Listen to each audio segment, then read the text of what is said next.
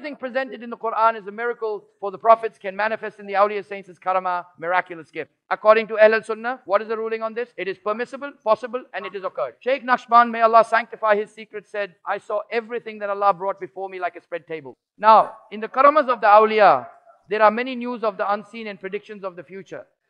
In the tafsir of Alusi, it is stated that Allah originally informs the prophets. How does He inform those who truly follow them and reach the station of walaya? Through inspiration. So, is it possible for them to know the unseen? It is possible. It is indeed possible. Is there evidence for this in the Quran? Yes, there is. What is it? Is the mother of Musa a prophet? No, the mother of Musa is not a prophet. Yet Allah spoke to her. He said, if you fear that Pharaoh will kill him, place him in a basket, then what will you do? Throw him into the river, the Nile, which is like a sea. In the Quran, the Nile is referred to as a sea. So not just a river, throw him into the sea. Then what? The sea will cast him upon the shore. Then Pharaoh, enemy, and his will pick him up. How could this be? We tried to escape, and now we fall into his hands. Do not fear and do not grieve.